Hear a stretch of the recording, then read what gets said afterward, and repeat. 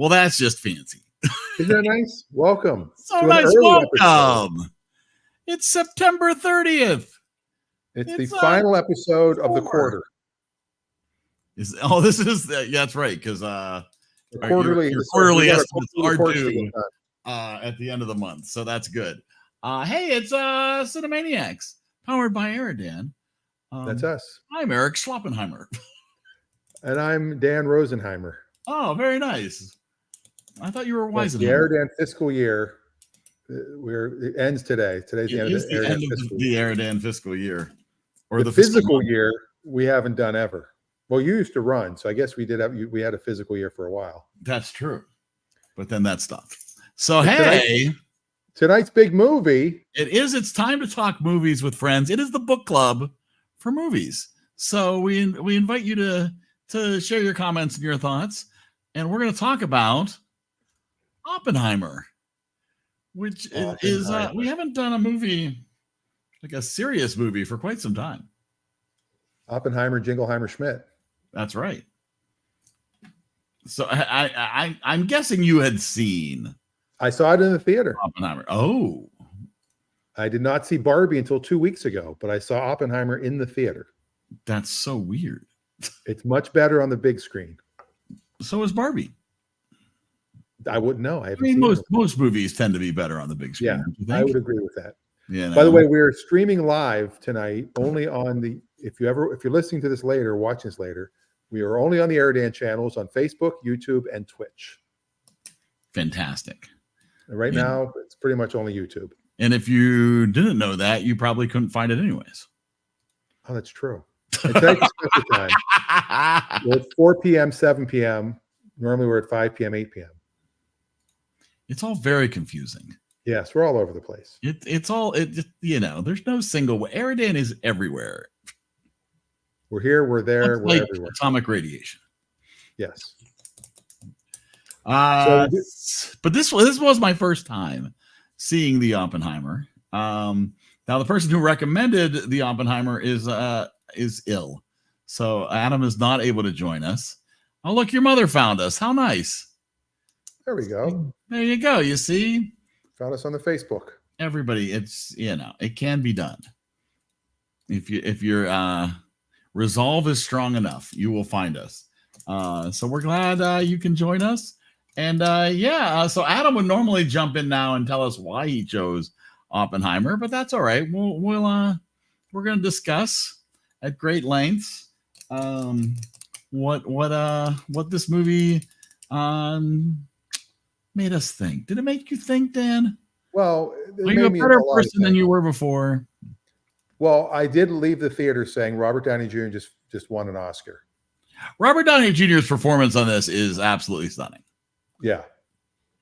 And I also want to say, if you're tuning in live and you'd like to be one of our guests, we've got a few guests who are about to pop in. Yeah, that's true. Do that. EriDanLive.com. Very simple. It is so easy. Or you can just join the chat.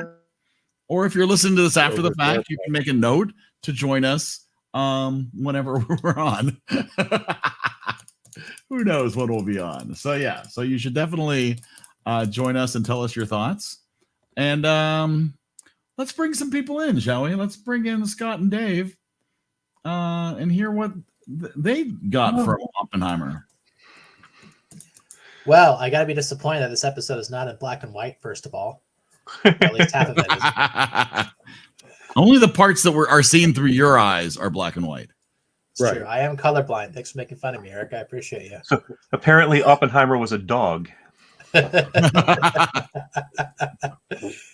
Yes. I didn't want to say, but I did kind of think the movie was a dog. No, I'm kidding. Like a dog. Like a dog. I've become deaf. Very to well. Story of treats.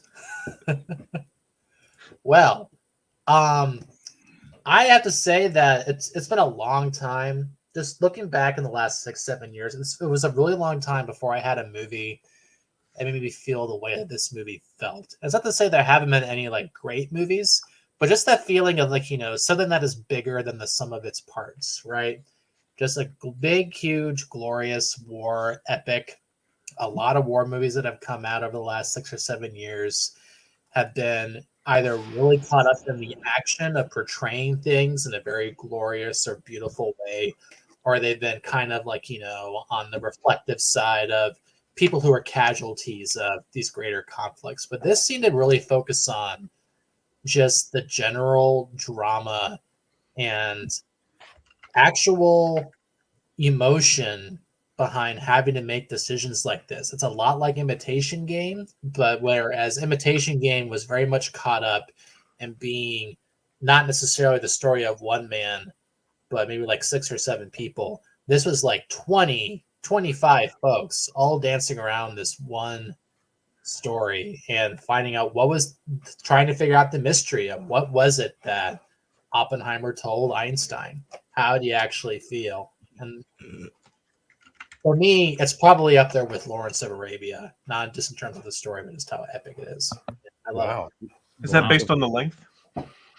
And it's also about a guy who's like, I'm going to go into war and I'm going to be perfectly fine, be able to control everything, and then having humanity let him down.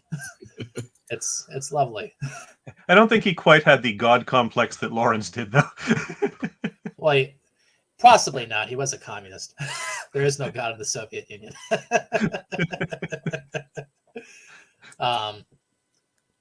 Let's talk about performances. Who's the top performer in this movie, guys? I think Robert Downey Jr. Yeah, I'm gonna go with RDJ. It's down to 2. It's down to Downey or Murphy. Yeah. I mean, those are the 2 obvious ones.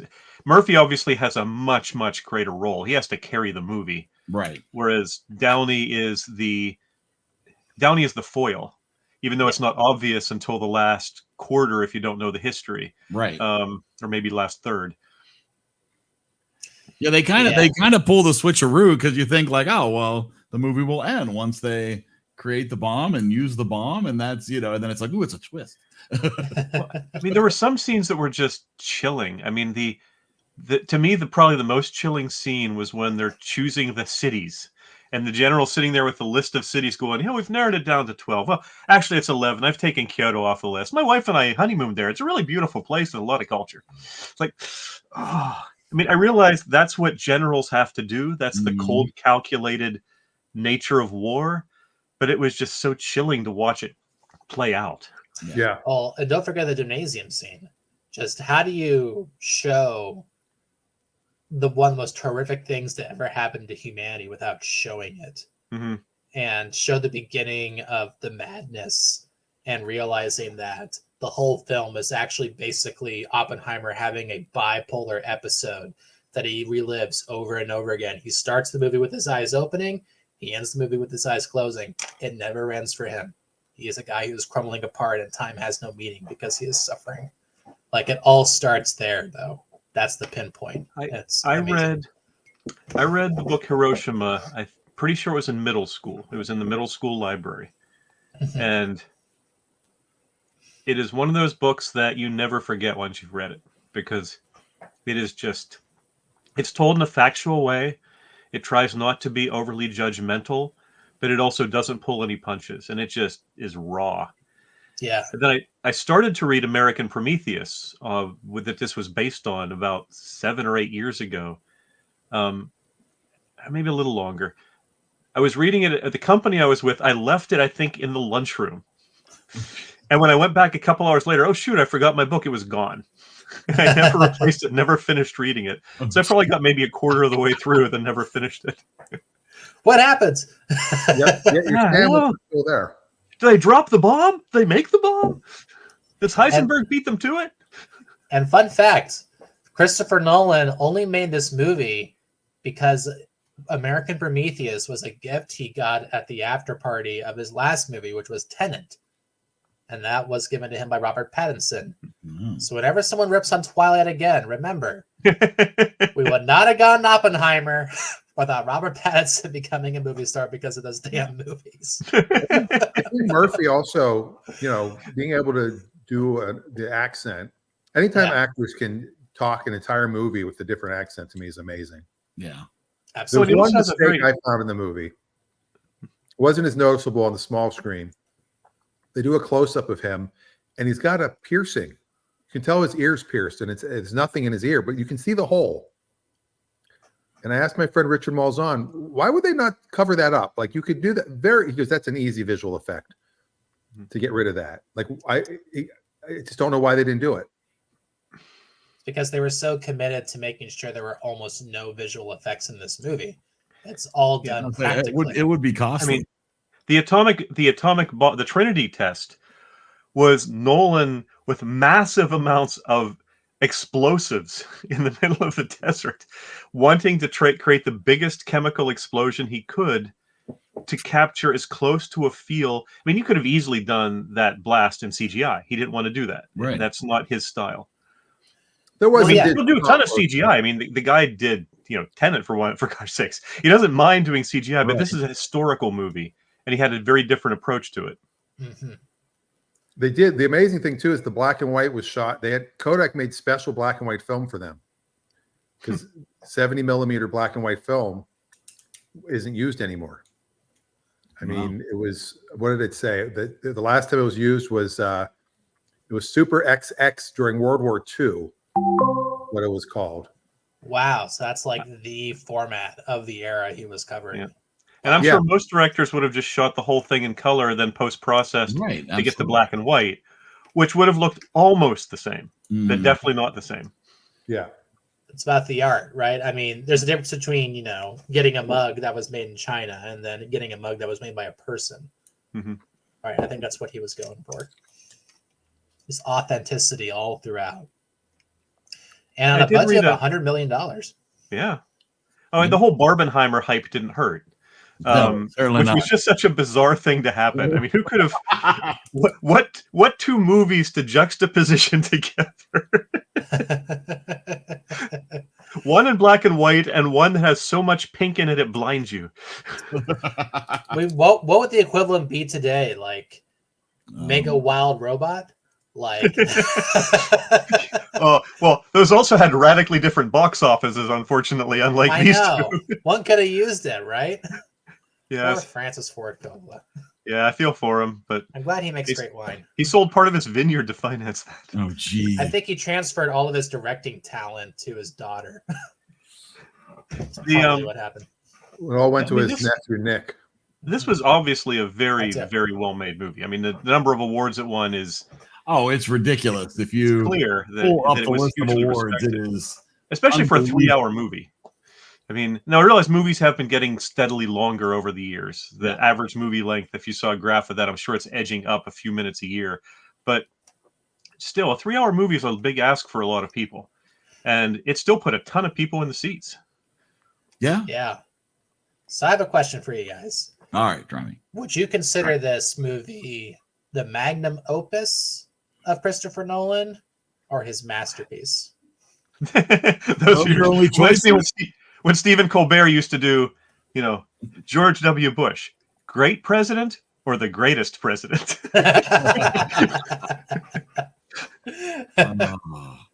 Because, there's always people who say, like, this is the best movie they've ever done, but this is the movie that defines who he is.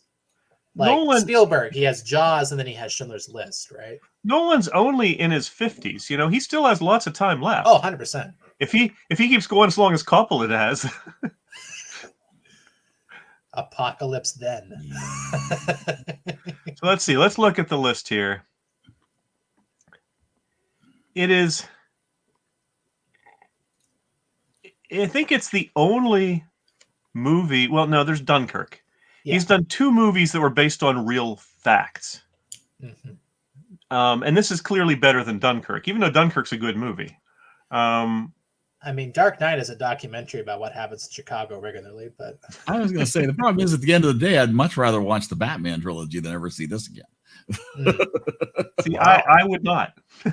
I've only seen this movie once, and once was enough. Yeah, once is enough, I feel like this. Like, this is it's just so good. I think it's an important movie to watch, but I don't know how many times I would ever sit through it again. I would definitely watch it. I mean, I wouldn't watch it again for a couple years, but 3 or 4 years down the road, I'd happily watch this again. It's like, having a Wagyu hot dog versus having a Wagyu steak, like a whole steak.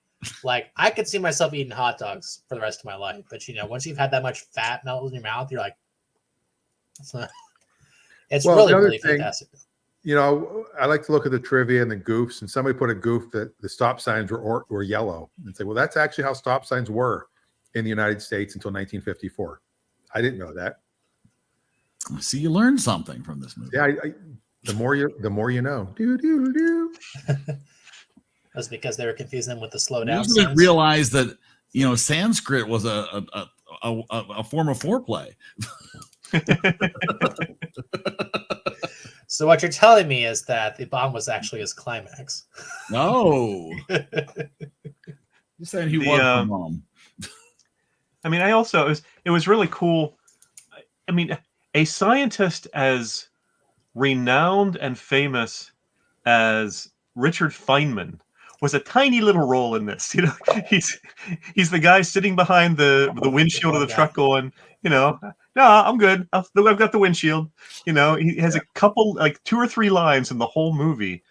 Now he was very young in the Manhattan Project, which is why he was not that pivotal a figure.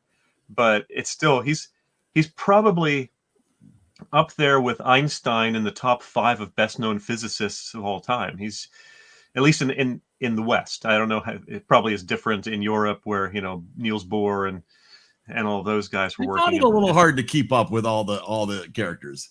But see, I knew all those names. I mean, I used to have. There's a book that Isaac Asimov put out in the 70s. You used to have a poster in your room. No, he put out a book called Isaac Asimov's Biographical Encyclopedia of Science and Technology. Yeah. And it was the web before the web existed, because every page it would have a biography of a famous scientist, physicist, chemist, major historical figure that had some aspect. Linus Pauling would be in there for medicine, but each one would have a dozen or more different references to saying, see such and such, and he would number the other ones. And I would just sit there and read that for hours, going from Oppenheimer to Bohr to Heisenberg to Lukes to all of these guys. And I read, so I knew these people. This was like Infinity War for you. It was great. It was one of my favorite books. Finally, everybody's coming together for one story. I have 2 copies of it because I wore one out. Wow. And I think that's a really good point, Dave, Eric, is that when I think of a movie like this that was basically like, had so much freaking people in it, had so much fact, and basically if you missed 5 minutes, you were completely off track. I think of a movie that people said was impossible to make because the source material was just like that, Lord of the Rings, and how they were able to adapt it into such a way that all the elements of filmmaking really fit well and in together. This did not prioritize our experience as much as it prioritized giving justice to what they were showing without lionizing the people that they were talking about. And that's the thing. It was like epic without grandeur, I would say. And that's really hard to do. I read a brief interview with his grandson, with Oppenheimer's grandson, because his daughter committed suicide. Apparently, at least in part, because she couldn't get a security clearance because of the charges against her father. But his son went on and lived a good life. I think he might even still be alive. But his father has a policy. He never talks to anyone outside of the family about his father. Inside the family, nothing is off limits. You can ask him anything. He will be as open as he can be, given that his dad died when he was still fairly young. But his grandson, in limited context, is willing to talk about it. So there was an interview with him asking about his opinion on the film and things like that. He loved the film. He said there were a few things he would have changed. The apple scene is somewhat controversial because it was based on one comment Oppenheimer made one time to somebody. And American Prometheus, because they thought it was such a juicy anecdote, really hyped it up. And then Nolan used it in the movie. And he's like, that was... And then, him slapping it out of Bohr's hands and all. It's like, no, that's not what happened. But so there are a few things he would have preferred not be in there, but overall, he was very pleased with it. That's hard to do. It is. Well, usually when you make a movie about something criticizing a relative, you're like, what the heck? Well, and just how vindictive Strauss was. I mean, this whole thing was predicated on the fact that Oppenheimer embarrassed him in front of Congress. That one hearing, he was so because he's a massively ambitious political animal, and that so embarrassed him that was what drove his vendetta against Oppenheimer, and what ultimately led to then both of their downfalls. Right.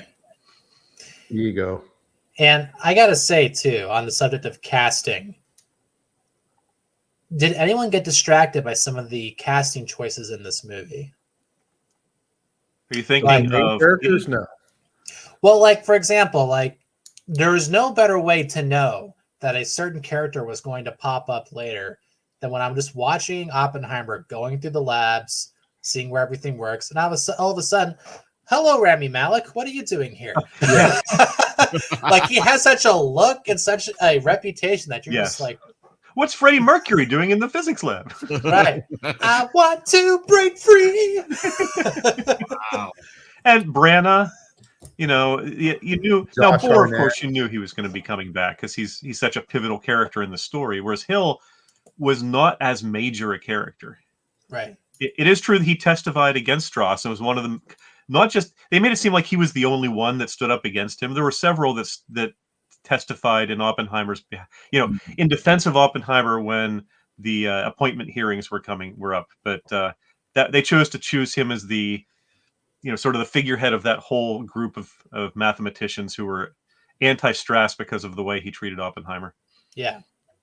I mean, honestly, if you're gonna have a guy who hates the system, why not choose the guy from iRobot? Like, you cannot go wrong with that.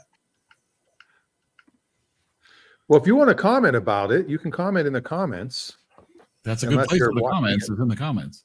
Right. Unless you're watching it after the fact and it's not I will live. say, Jennifer and I both had the same takeaway for this. Is that, and I recognize the musical score won an Academy Award, but to me that was the big distraction. Were the heavy chords, the super dramatic. I understand they're trying to take a topic which ultimately, day to day, when they actually were working on this, would be really boring to shoot as a documentary, and so they're adding more suspense by using these chords, and just long sustained, increasingly louder chords throughout certain scenes, which I found it just took me out of the movie. It was more like, I don't know. It felt unnecessary to me to have the level of the amount of music and the level of the volume of the music where it played out in certain scenes. I found distracting. It took me out of the scene. I would agree with you, Eric. When I saw that in the theater, I could feel the music. There's like a really heavy bass to it somewhere. Yeah.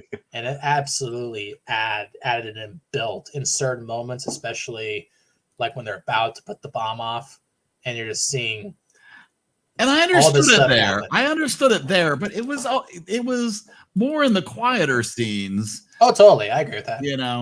And ultimately what I think about this movie is that since I did not have the advantage of seeing it in the theater, I feel like this movie would have been 10 times better for me to have that experience, right? On a smaller screen, I found some of the special effects, some of the, ways that they were trying to show that things were going on inside his head, and, totally. Particles were colliding, and for me, it was just more of a distraction. Like, just tell the story. Just I don't need all this. It's like, this is Christopher Nolan. Video. When does Christopher Nolan just tell the story?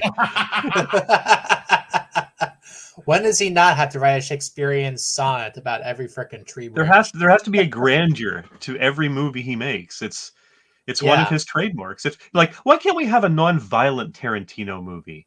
I want a G-rated Tarantino movie. I mean, we had that for the first 2.5 hours-ish of Once Upon a Time in Hollywood. Isn't there some cursing, though?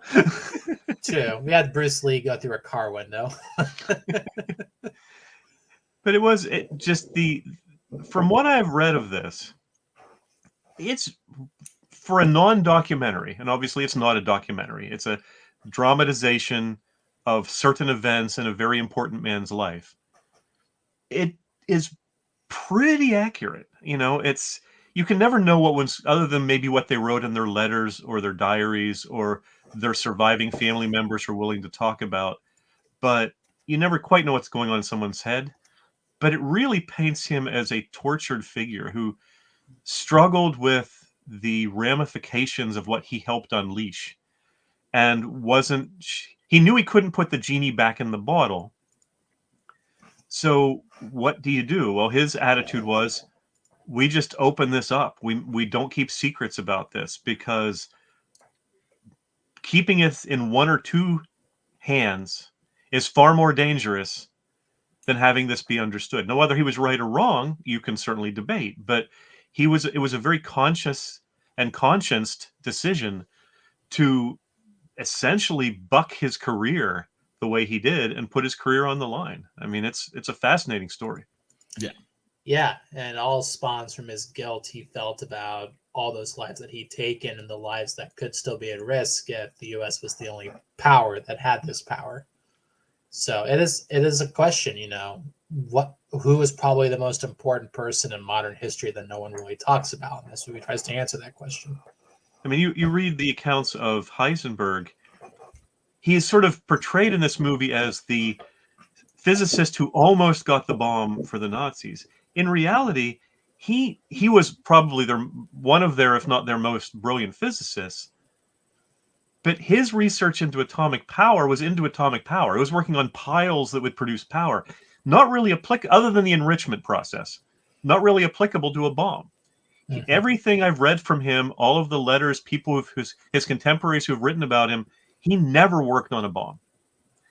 Now, again, some of his research was applicable to a bomb, but he was just completely disinterested. It's like, no, I don't want to do that. No. And just basically walked away from it.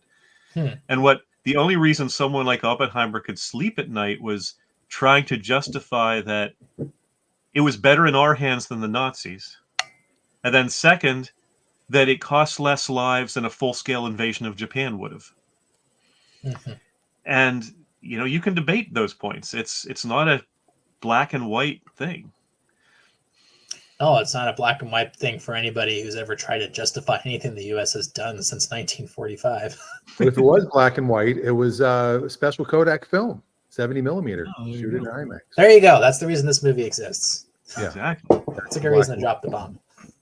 So what did you think of Matt Damon? Well, nobody has mentioned Matt Damon and Casey Affleck. You get You don't get Damon- Ben, you're Casey. you don't get Ben. Damon has a role that is important, but not that impressive. I don't think you could have put any actor in that role and they would have jumped off the screen at you like, oh, I loved him in that. Yeah. He does a solid job with a role that was very necessary. Right. I agree. He didn't really have the look of like a general, too. When I think of a general, I think of White Christmas. He doesn't look like the general he portrayed at all. He looks very young still. Yes. Yeah. Whereas Murphy looks a lot like Oppenheimer. Uh-huh. See, that's the thing. We just need actors to learn that they can age gracefully, and the right part will come to them. No one wants a Ken doll portraying a general. No matter how many amazing charities he runs. That's how they want an Africa. Allen doll. Yeah. Let's see. Who else could have played that part, though? It's so interesting. Oh, you could have put George Clooney in that part. You want someone with some gravitas to them who you can believe will just order people around. Someone who has the authority when they walk into a room, you feel like you have to listen to them. So like Jack an Arnold Nicholson. Schwarzenegger in Kindergarten Cop. You could probably pull. You must work on Ben the Diesel bomb, from The Pacifier. not the comic. It's not a bomb. Shut up. Maybe at the box office, but not in the movie. Yeah. Speaking of box office, this almost hit $1 billion. Well, no, this and Barbie with the whole Barbenheimer thing were reviewed as the return of theaters. Movie theaters are back, which of course was premature. You still have to have the right movies to pull people in. They're not I don't think there's indiscreet. It used to be people would go, it's time to go. I want to go see a movie. Oh, what's playing? Nothing great, but we could go see, this Gnomes movie. Oh, sure. And people would go see movies. This is why B movies existed, is because people would be willing to just go see movies. And now have fun with it has a to be bunch of something people. to draw them in. Yeah, and it has to be binge worthy, and it has to be part of this greater story that they're going to feel required to come and see. Well, it either has to be part of. You're right. It has to be part of an arc that they're already invested in, or it has to just be a great movie like this one was, or it has to be a star whose star power is enough to draw them in. It's like the Eras Tour, for example. Well, right. Or and to Absolutely. that point, it has to be a movie that has a very strong activist point and tries to completely transform the industry despite being sponsored by people who would not benefit from that. I But did you hear the discussion- announcement that? Go Okay. ahead. I was going to say the discussion that's time about Barbenheimer was just that people, if you make something incredible and original, people will come and see it, right? Yeah. And if it's not a 8th installment of a series, if it's not, the same old, Pixar rehash, people will actually come out and see something. Exactly. And that was the reason why so many people loved Barbie, was because it was so refreshingly original in the kind of story that I was trying to evolve from. And I mean by that, I mean like, this classic story of someone coming out of their own universe and being somewhere else, and try to turn into something that had a lot more meaning for a lot of people and was still a throwback in many ways to how movies used to be shot 50, 60 years ago. You cannot deny, even if you didn't like Barbie, you cannot deny it's a movie that loves and appreciates the movies that came before it. Oh, and it has a very unique look that is distinctly its own. Absolutely. You can say the same about the Lego movie. Mm-hmm. It was a movie that found a look and a feel that hadn't been done before and worked for it. Now, of course, they've milked that now for a bunch of other movies, but it was when it came out, it was a very groundbreaking movie. Same with Into the Spider-Verse. Yeah, absolutely. Oh, yeah, absolutely. Mm-hmm. Yeah, I think that's the thing that people need to realize, is that the advantage of being in a movie theater is how frickin' big the screen is and how many beautiful things you can see on there. Because when everything is shot like it's trying to blur the line between reality and CGI, when everything is like a moving camera shot and you have a couple glorious shots here and there, it's not going to be enough. You have to actually have thought put into your production design. It's also the community and the popcorn. That stands. Another movie I can think of that had a very unique look, even though it's not a movie I particularly care for, but I give it a lot of credit, is the Blair Witch Project. It went out with a new look, at least in a major released picture, a look you hadn't seen before. And of course, it's been imitated to death since then. But yeah. So I guess to wrap this all up for Dan and Eric, because we are at the 30-minute mark, what impact do you think this is going? Okay, what impact do you think this movie is going to have on cinema in the near and foreseeable future? Is it going to be one when of those Oppenheimer movies? 2 comes out? No, I'm sorry, go ahead. Yeah. Oppenheimer 2, Fat Boy. I'm waiting for Kids Boppenheimer. Oh, yeah, that's a good idea. That'd be amazing. I don't think much, because so much of this, there are certain filmmakers, again, like a Nolan, Wes Anderson, like a Wes Anderson, who have such a unique look to their movies that no one really successfully imitates them. There are other directors like a Tarantino that people think they can and try to, but trying to imitate Nolan is a losing formula. Yeah, and it's something that you will basically lose at in a non-linear way. You see yourself losing before you actually do it. No, I can totally see that. I'm hoping that we get some more biopics out of this. It's clear that there's been a few more biopics although we've that I've had tried. Almost all the biopics recently have been musical biopics. You've got Elton John, you've got Queen. Yeah.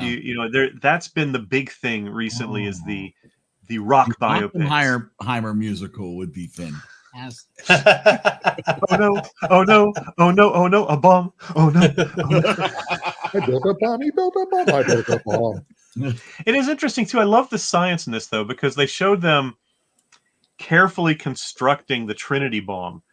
Putting these segments carefully in place around the core, like a giant 3D puzzle. Yeah. And that is how Fat Man was designed. Which was the bomb they dropped on Nagasaki. It and Trinity were the same technology, whereas Little Boy that they dropped on Hiroshima, the reason they went with that first was it was dead simple. And you heard the one physicist mentioning the way they did that, whereas Fat Man was an implosion where you had massive chemical explosion that was so powerful that it condensed the radioactive core until it became supercritical and then exploded. Little Boy was the railgun approach, which is you have a big thing of uranium, you have a plug of uranium, and you just fling it down there as fast as you can, and when it hits, it blows up. And they did that because it was so reliable. They thought there was almost no way it wouldn't work. Oh, better get that. No, I don't. It also is true that only a fraction of the, you think about this being massive yield that wipes out a city, which it was. Of the power in that nuclear core, only a small fraction of it actually was converted to energy. It was a very inefficient conversion. They were still in the early stages of understanding how this all worked. And now we have a bunch of bombs all over the world, and we don't know where about a fifth of them are. What was the time span between the Trinity test and Hiroshima? Because this has to be one of the shortest periods. The movie. Yeah, the movie is What's about that? 15 minutes. About 42 minutes. Because this has to be one of the shortest times between first testing that a weapon will work and just using it It's in the kind of field. crazy that it did work. They're very lucky. Well, there's the almost zero chance that it's going to ignite the atmosphere. Right? What could possibly go wrong? I love that scene. That was funny. Well, the biggest thing I learned from this movie is if you move the I and the E and you reverse it, it'll be Oppenheimer, like Schemer. It's Oppenheimer. Is that what your takeaway was? Yeah. Well, if you take Heisenberg, you can change it into Rosenberg. Yeah. Is this a G-rated show still? Breitbarth. See, it should be Breitbarth, actually. I'm so confused. Well, I mean, technically, it all comes down to the German, right? Because we have EI. In German, you always pronounce the second letter, so it's Breitbarth. Yes. Just like how it's not Spielberg. That's right. We have a lot of Germans on the call. That's EI right. is always pronounced as the second letter, and there's almost no such thing as silent letters in German. So if it's there, you pronounce it. For sure. So from a YouTube cultural standpoint, I first learned about Oppenheimer actually not from a history book. I wish I did. I always thought Einstein was responsible for the bomb until I turned 25, apparently. But there was a amazing YouTube video that unintentionally predicted a battle between giants, and it's from one of my favorite channels, Epic Rap Battles of History. And it features Thanos versus Oppenheimer. And it came out in 2019. It came out in 2019. You have to look it up. It is amazing. That's awesome. That's awesome. That's your recommendation for the week. What is fascinating, because I'm the oldest person on here, unless you count Dan's mother who's in chat, is that we did make it for, it's almost 80 years since we dropped the bombs on Japan. And there has not been another nuclear weapon used in war in 79 plus years now. Yeah. Which, if you were to have asked most of the scientists working on this those 80 years ago, would have pleased and stunned them, because they didn't have that much faith in mankind. Again, there are so many of these people that would have never worked on this project if they didn't feel like the only choice was it's us or the Nazis. Mm-hmm. And even Oppenheimer was not that. He was raised a secular Jew. He wasn't a very religious man, but the treatment of the Jews by the Nazis very much motivated him. It was a huge motivation to a lot of these people, because the number of the physicists that were involved that were Jewish was a very high percentage. They were among the most educated in Germany. And so many of the ones that had left, I mean, Einstein isn't the obvious one, but this was before, after Einstein's peak, but it was, it's sort of similar to the rocket program. Is why did we beat the Russians to the moon? And there's the old phrase was, our Germans were better than their Germans, because that's really what both rocketry programs were built around, was the German scientists that were basically ripped out of the remains of Germany after World War II. And the ones that got far enough to the west to be absorbed by the United States and Britain, and the ones that couldn't get out got absorbed by the Soviet Union. Wow. My Uncle Lou was an OSS agent for for the Americans in World War II. And he was on the last Zeppelin to get out of Hamburg in the 40s. Well, that sounds like a movie. Last Zeppelin out of Hamburg. It's the last Zeppelin of Hamburg, and I'll meet you at the station. I think India and his dad were on that. Then they turned around and everyone's like, "Oh, he's got a Zeppelin to ride." Oh my! He don't care. Nobody's fault but mine. So All right, I think we need to find out what Scott has chosen for us for next week. right, because next week is our double feature. Yeah, Okay, all right. So I'm changing one of the movies, Eric. that's fine. I didn't do anything with the choices you said. Okay, it's the second one. So, guys, I'm gonna be honest. Halloween is my favorite holiday. I just love how we can all be united around three things: community, having your kids get scared by something that used to scare us, and then getting scared for the freaking election. And that happens every 4 years. So that's different. And candy. But, exactly. So I try to pick two movies that were kind of trying to cover the span of what Halloween is to me.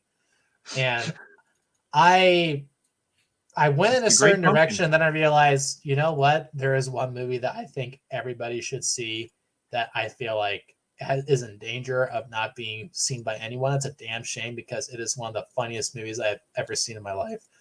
All right, so the first movie is not that movie. So not Shaun of the Dead. No, I did want to recommend that though. So the first movie is actually the only movie that's ever scared me in film school. It's also on Martin Scorsese's top 10 scariest movies list, and it does this all in suspense. It does it all with atmosphere, and it's 60 years old. It's a fantastic film. It is Jack Clayton's The Innocents. Nice. Wow. I haven't seen that. It is At based least on I remember. It's based on Turn of the Screw, and it's Oh, probably the okay. best Turn of the Screw movie that you will see, Dave. I think you'll love it quite a bit. It's free on YouTube. If you were to look it up, there's a Not link the that's floating 1921, around. the 2021 movie. No. No, this 1961 film, 61. Yep. and it stars Deborah Kerr. Oh, I love Deborah Carr. Thank you. Yeah. I like her Well, there too. you The Quiet Man is one of my guilty pleasure movies that I probably never recommend because of the somewhat controversial nature of it these days. So the second movie, we have a history on this podcast, at least an old history of a certain movie called Cats, and we are absolutely You're scaring me, Scott. We're mortified by it. We absolutely loved it in other ways. And I was like, is there a Halloween version of that? And instantly I said, oh, yes, there is. Oh boy. And it comes from the master of terror himself, Stephen King. And it was the first movie he ever wrote the screenplay for without writing a novel for it first. So basically everything in this screenplay is everything he initially intended. Ladies and gentlemen, we need to watch 1992's Sleepwalkers. Oh. The funniest. I don't know either one of these movies. I hate to breathe the bearer of bad news, but I don't see The Innocent streaming anywhere. 1 second. It came up as being on Apple TV, but he said it was on YouTube as well. There's a link. I've watched it on YouTube at least once a year. Oh, okay. If there's a version on YouTube, that'll work. Someone should dig up the link and post it for people. It's okay. So there's the full screen version. I obviously would prefer it if you watch the widescreen version if you can find it. But yes, it is all up there. It's an old British movie, and that's the A movie, your A movie entertainment, and your B movie entertainment is Sleepwalkers. It's 29% on Rotten Tomatoes for the Sleepwalkers, and it is a darn shame. You're tempting me, Scott. There's a Criterion Collection version of The Innocents. Ooh, you should watch that. Ooh, Do it. there you go. If you like bad Stephen King miniseries, that like late 80s, early 90s kind of Stephen King movie, imagine that thing on steroids. This will be a painful week. All right, cool. Yeah, it's funnier than Maximum Overdrive, probably even funnier than it. So wait, Wow. so Sleepwalkers, Stephen King's in the movie. Yep. All right. Well, don't talk about it now. Wait for next week to talk about that. Wow. Cast is Ron Perlman. loaded. Cast is Ron loaded. Perlman. All right. So we will talk about both of those movies next week. But right now we've got enough time to do some quick recommendations. So let's do that.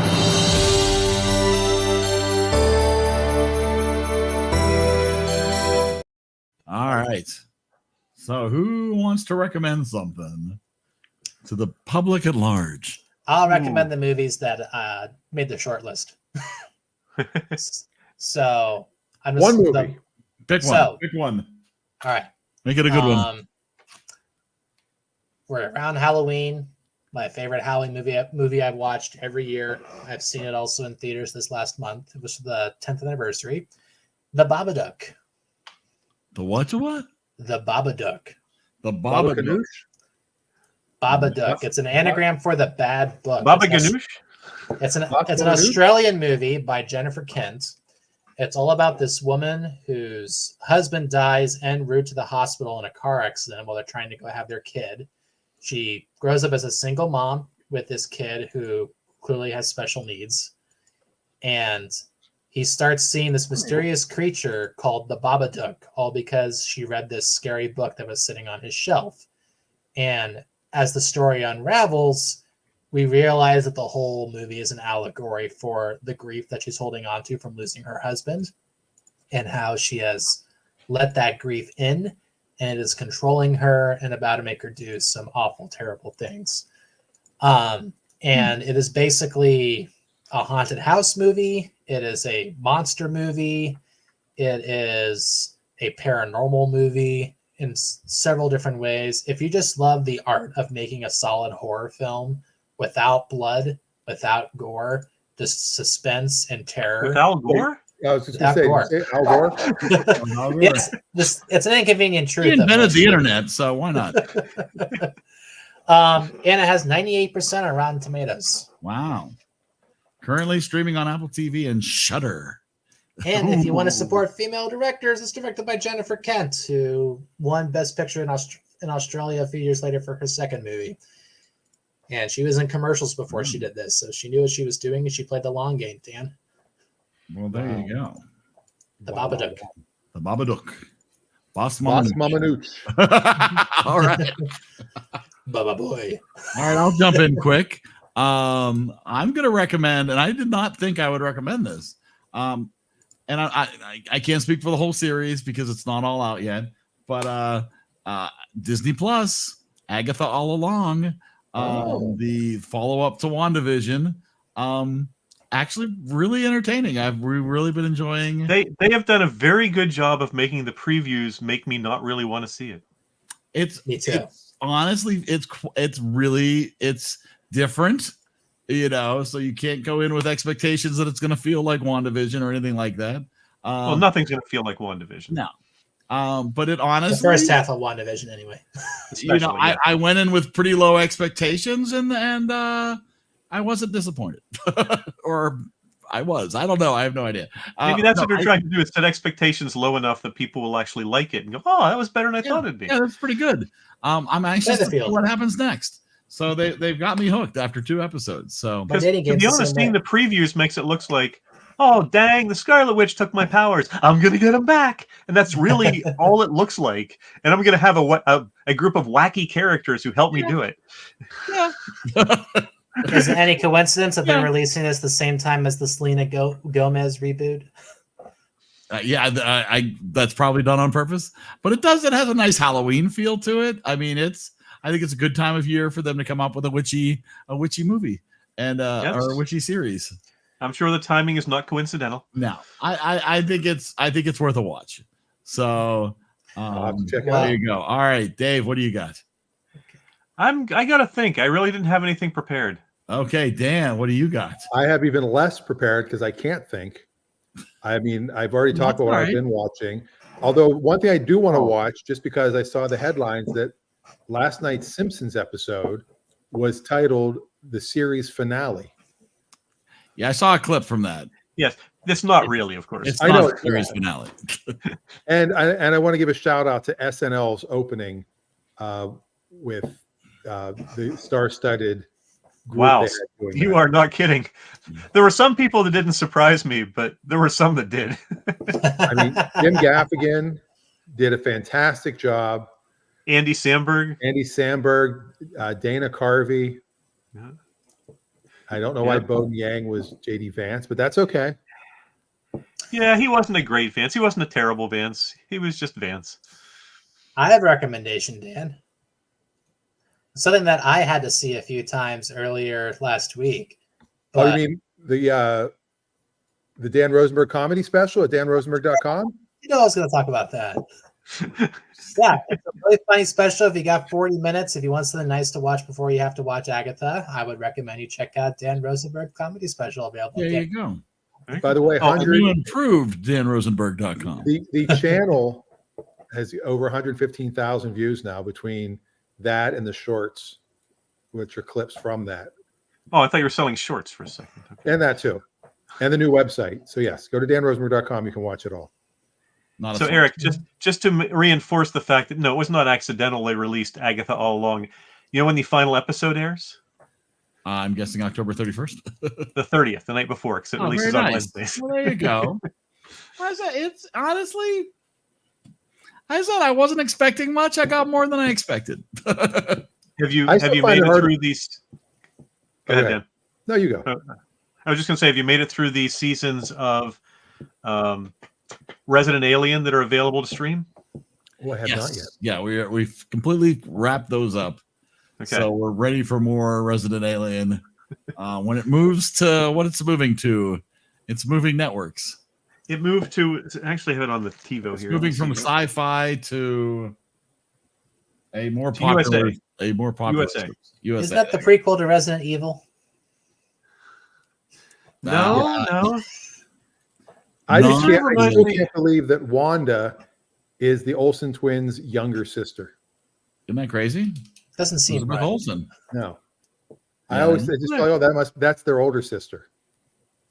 Right, because he's much more mature and she acts it too. That's right. Let's be honest. When it comes They in- want those darn Olsens. All right. When so they can next act, week- they can act. Next week, The Innocents and the Sleepwalkers. The Innocent Sleepwalkers. The Innocents, Yeah. Sleepwalkers. So we will talk both those movies next week as we kick off a double feature for October. And I think we have to go. All right. Unless Well, that somebody was has fun. anything else they want to share quick before we jump out of here.